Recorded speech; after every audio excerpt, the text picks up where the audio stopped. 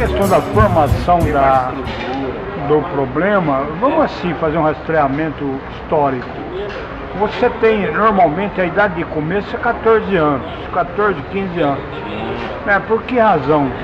Porque aos 14 ou 15 é que um adolescente ganha liberdade, ele tem uma margem maior aí de movimento geográfico, ele vai para uma festinha, então, aí ele vai fazer do jeito que ele quer, não ocorre antes, porque a família tem um poder, que ele administra ele, não permitindo uma série de coisas.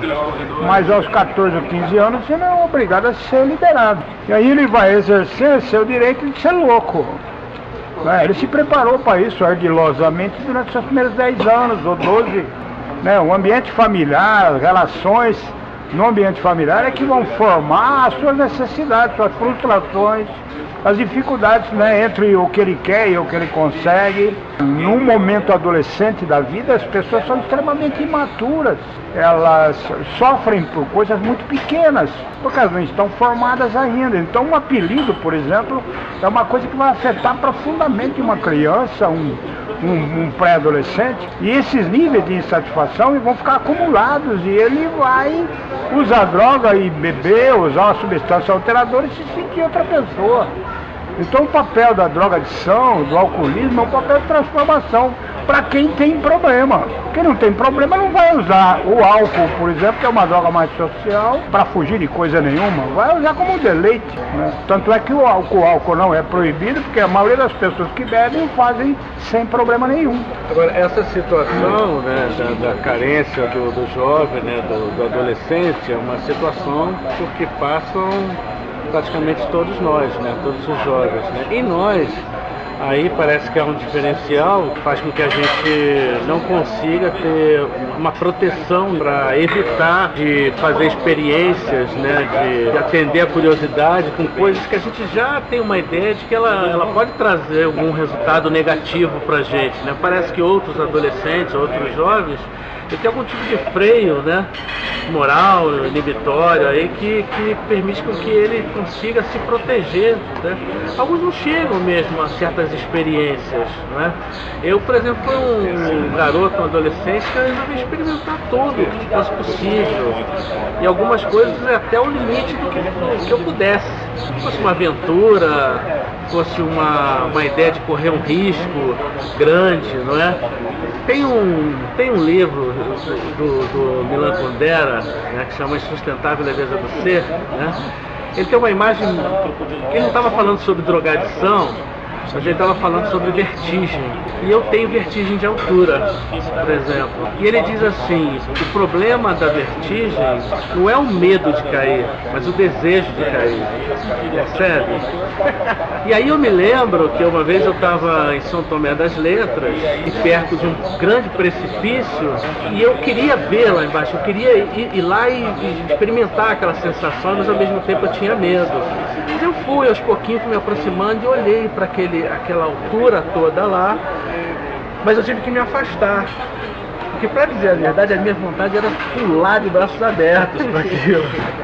Tem uma questão aí que está aí dentro daquilo que você falou. O que libera o dependente para as suas primeiras experiências? Existe um estado físico de predisposição, sem o que não dá para entender por que dentro de uma família, duas pessoas criadas da mesma maneira, submetidas às mesmas verdades, elas vão exercer o seu direito de viver de uma maneira diferenciada. Por que um vai ser dependente de substâncias e outro não? É físico, tem que ser físico, tem que haver uma predisposição, não tem como entender esse problema se não for por aí. Então aquela história que os pais dizem, faça que nem seu irmão, a sua irmã é balela, são conselhos inúteis, não servem para absolutamente nada, que quando um pai fala para dois filhos diferenciados a mesma mensagem, o dependente não pega, porque ele é diferente. Então, quando eu vou iniciar, eu vou ter uma recompensa muito grande da minha atitude. Quando eu uso, eu vou me sentir muito melhor do que aquilo que eu era, eu me desloco. Então, a dependência, ela é um ato de mudança. Eu mudo para melhor. Então, esse mudar para melhor, se o físico acolhe essa atitude, de repente eu vou voltar à experiência. Foi bom, repete. Coma picanha, como qualquer outra coisa que possa me embevecer de prazer. E eu vou exercer isso ad infinitum, até enlouquecer. Enquanto eu não entender como é que funciona esse processo, eu não vou conseguir desarmar. Se não souber como funciona, não consegue desarmar. Então você tem um estado de ignorância profundo, muito grande, que permeia o assunto. O senso comum acaba complicando tudo, porque as pessoas falam, não tem Deus. Aí pega o sujeito e leva para a religião, e o cara fica lá na religião e não acontece nada, ele fica algum tempo lá, depois ele vai usar droga de novo. Não é isso? Coisas que podem nos dar prazer, né? Tem muita coisa que nos dá prazer. Um abraço dá prazer, um beijo dá um prazer, né? Mas no adicto, no dependente químico, está sempre relacionado a uma questão também de perigo, de morte, de pobreza, de desgraça, né? Porque nós não somos inconscientes de que essas coisas todas podem acontecer. Não é? Elas estão ali, elas estão presentes também, né? Você tem um prazer por um lado, mas você tem um risco muito grande do outro lado também, né? E essas coisas estão juntas, andando juntas e causando, acho que uma sensação de atração muito forte, né? Eu tô falando daquela mesma ambiguidade, né? O medo de cair e o desejo de cair. Estou sempre correndo algum risco, né? Por que eu sinto dessa forma as coisas, né? Ter mais satisfação em alguma coisa. As coisas normais da vida não me deram muita satisfação. Nem o uso de droga depois também não me deu muito. A busca pelo prazer incessante foi sempre muito árdua, foi sempre muito intenso. Eu sempre quis mais e mais e mais e nunca estava satisfeito. Embora as consequências fossem essas mesmo, de morar na rua, de passar fome. Dane-se. Parece que o valor para mim, eu valorizo mais a recompensa do que o próprio ato de trilhar um caminho de trabalho, de esforço, de história. A minha história, a construção da minha história, eu não tinha um sentimento como recompensatório, não era recompensatório. O sentimento de conquistar alguma coisa, né? Eu gostava da sensação ou falsa sensação de felicidade que cai naquela coisa que você falou do mito da felicidade, né? Na verdade, você acha que o adicto é preguiçoso, preguiça enfrentar o esforço necessário para encontrar lá na frente a recompensa, a gratificação que a vida pode dar, sim, mas através aí de uma construção que ela é demorada, e o adicto não tem paciência. Vou responder em cima da minha própria experiência e da experiência de um monte de gente que eu conheci ao longo da minha vida. Por exemplo, eu e outras pessoas, a gente não faz uma opção por uma vida sem substância por conta de conquistar alguma coisa. Eu acho que é muito mais uma atitude de deter um processo que já deteriorou, deter um processo que exauriu. Eu não tenho mais condições de continuar. Então eu não paro porque eu quero uma vida melhor, eu paro porque aquilo se tornou impossível. Eu acho que esse é o grande ato fundador de uma vida diferenciada. É claro que depois, limpo, sem substância nenhuma, eu vou estar dentro de uma chance melhor. Agora, eu gostaria de colocar uma questão aí, que eu julgo ser muito interessante, que é a questão da mudança. Você vive 50, 60, 70 anos em cima desse mundo aqui e há grandes momentos de mudança, onde você muda de cidade, de casa, né, muda a sua geografia, você muda de relacionamento, você muda de trabalho, você está numa empresa trabalhando há anos, de repente você é despedido, é um trauma muito grande, toda mudança é traumática. Mas há mudanças que precisam ser feitas. Por exemplo, há casais que não se toleram, eles precisam deter o casamento e cada um seguir para o seu lado. E a dependência é a mesma coisa.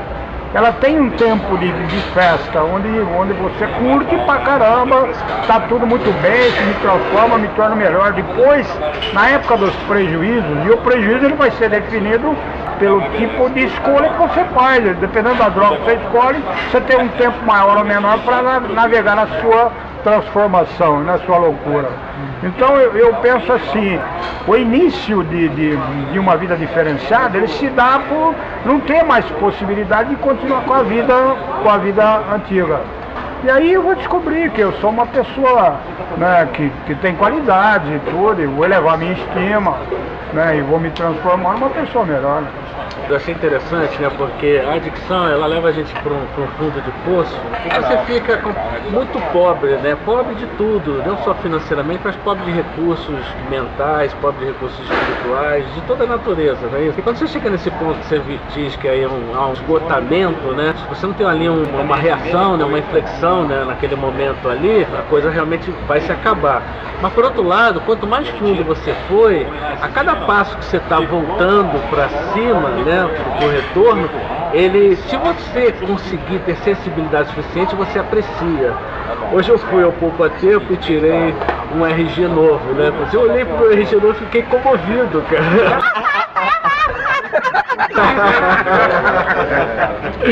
Então, essas coisas interessantes, né?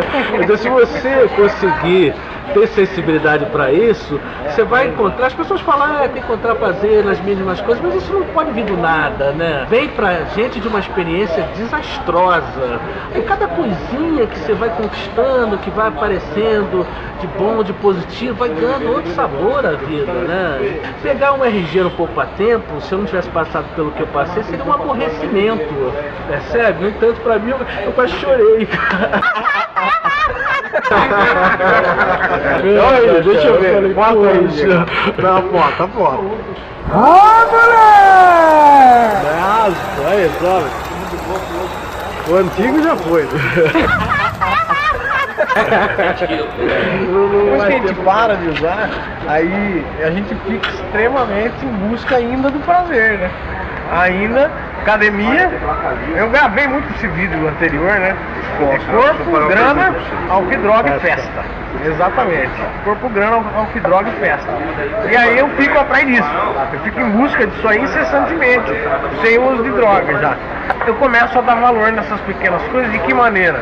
Aí a vida proporciona aí um relacionamento até legal, umas coisas bacanas, umas coisas também pra enfrentar, encarar e de repente a superação também me traz um determinado sentimento de prazer, mas ao mesmo tempo eu não posso ser movido por isso, como era antes. Eu só era movido por essas coisas, e a construção da história, algumas coisas não fazem sentido para mim, né? Pessoas como vocês, como o Nelson, como pessoas que passaram na minha vida, são extremamente satisfatórias para mim hoje.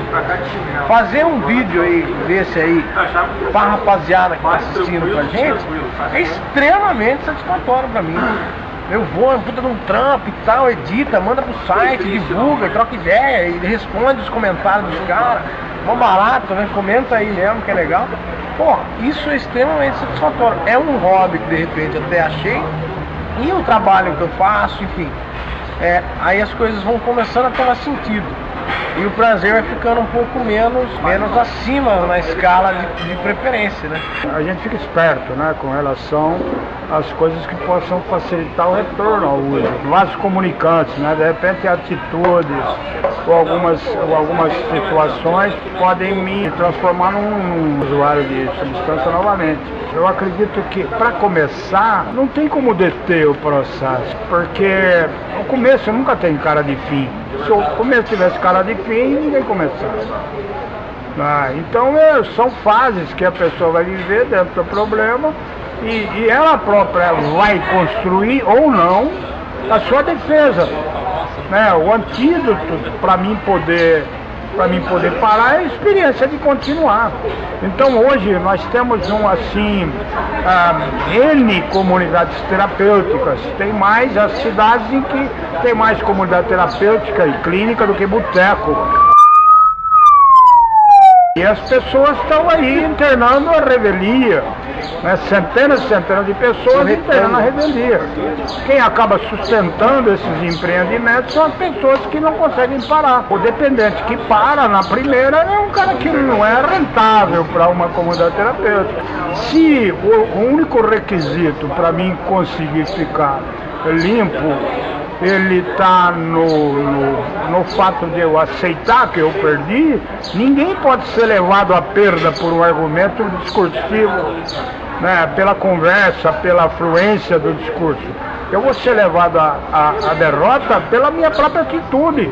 Então eu preciso militar na loucura para poder sair dela, não tem outro jeito.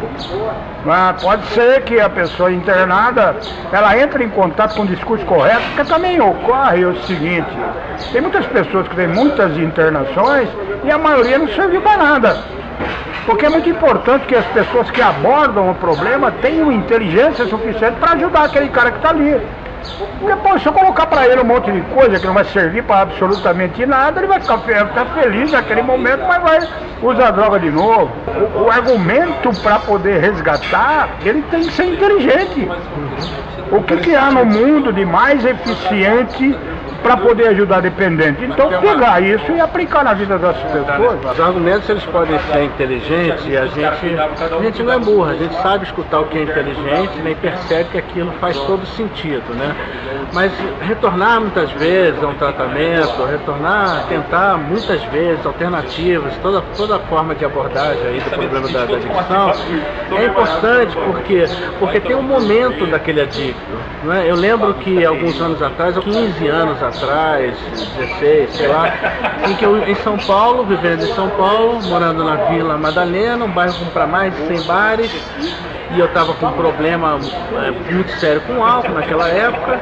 Eu fui fazer psicoterapia com uma psiquiatra renomada em São Paulo, e um dia ela falou para mim: pô, Guaraci, você não consegue apreciar um pôr de sol? E eu achei que ela estava me sacaneando, estava tirando uma com a minha cara, porque para mim, eu tô morando em São Paulo, vivendo naquela loucura, naquela cidade grande, eu pensar em pôr de sol, eu não ia pensar em pôr de sol nunca. Mais recentemente também, uma outra psicoterapeuta, eu estava vendo já um momento melhor, ela falar para mim: poxa, você está sentindo aquela coisa assim dentro de você, gostosa, quente? Eu achei que também ela estava ficando maluca, né? Porque não fazia sentido para mim. Essas coisas começam a fazer sentido, talvez depois de um tempo limpo, né? Comecei até esse bate-papo aqui.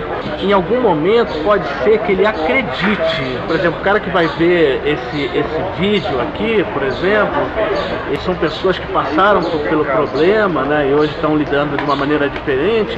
E a gente diz o seguinte: pô, é prazeroso estar aqui entre amigos, né? Entre pessoas que se identificam por diversas maneiras, né? E ele pode ser que não vai acreditar hoje, mas amanhã pode ser que ele comece a perceber ou sentir, né, como isso é bom, né, como isso é gostoso. Eu não digo que seja ineficiente, eu acho que tem seu valor. Por exemplo, internação, no momento em que a pessoa não está em condições de entender, de entrar no processo. Mas eu acho que assim, o discurso tem que ser objetivo. Você pode estar dentro de uma internação e essa internação ela só tem a validade de salvar a sua vida. Se, por exemplo, você for usuário de uma droga indigente, que é o crack, então está tirando você da rua, está tirando você da indigência. Se você está com meio fígado comprometido pela cirrose hepática, está tirando você da morte. Eu acho que a internação ela tem o seu valor, mas isso tem que ser dito. Eu não posso chegar para você e falar: nós, enquanto instituição, temos condições de recuperar você. Isso não existe. Eu posso entender o seu quadro e ajudá-lo naquela necessidade sua naquele momento, mas isso pode estar muito longe de um momento formador do desejo de parar. A minha posição ela está embasada em estatística. Há 22 anos dentro do processo, você tem o quê? Números. Você, por exemplo, faz uma pesquisa na internet e vê clínicas e clínicas de comunidades terapêuticas, ninguém praticamente apresenta números de pessoas em pé e há quanto tempo. Você pode, por exemplo, entrar ali, né, Fale Conosco, numa clínica, e pergunta assim: me apresenta pessoas que estão limpas e passaram pelo método que vocês têm. E quantas pessoas e há quanto tempo? Porque não adianta pegar um sujeito que faz um mês que terminou o tratamento e apresentá-lo como alguém limpo. Você só vai ter uma apresentação de resultado eficiente acima de um ano, quando o cara aprendeu a sobreviver sem uso de substância. Não tem como uma clínica ser pretensiosa nesse sentido. A clínica, a comunidade terapêutica, ela é um método de fazer com que o cara, na minha opinião, tá? Parece que os passos dentro da clínica, os 12 passos de grupos de anônimos dentro das clínicas, fazem um papel também da pessoa conhecer, obviamente, e se aprofundar. E aí vem a esperança que os consultores de independência química, técnicos, né, seja lá a denominação que for, vem trazer essa esperança pro cara que está internado. Traz um conforto, fala, porra, tem como, vamos aí, né? Dá pra ficar limpo e tal. Só que o cara tá no âmbito de internação, né? E como o Sérgio havia falado no outro vídeo, que a somatória total, né, dos amores, das abordagens com amor que o cara teve e tudo mais, isso aí faz com que fica tatuado no coração da gente, né?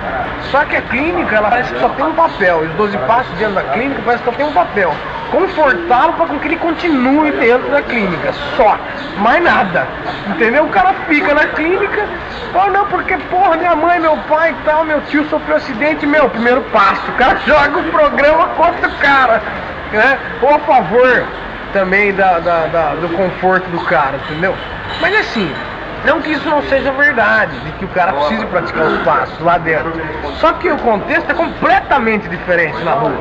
E não adianta nenhuma clínica querer enganar a sociedade falando aí que não, nós temos um puta método. Tem um método aí que faz com que o cara pare e entrega pra família. Agora, se a família estiver doente, que nem a grande maioria fica, e aí quer recepcionar o cara aí com faixa, bolo, né?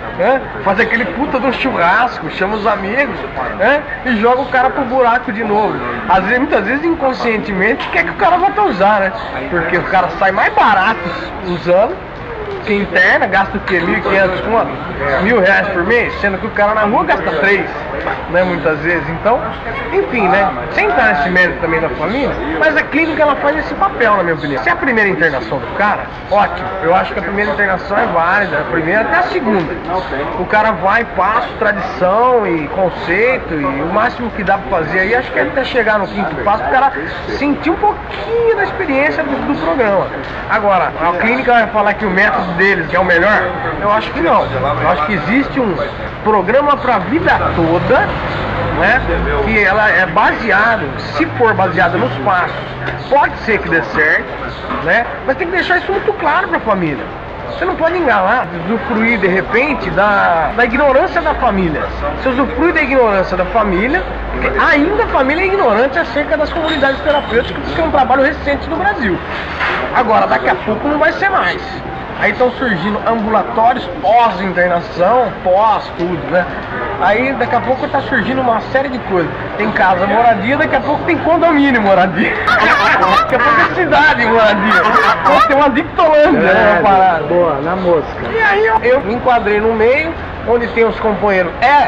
Vinculado também a uma clínica? Só que dentro da clínica tem o quê? Companheiros, pessoas que passaram por problemas.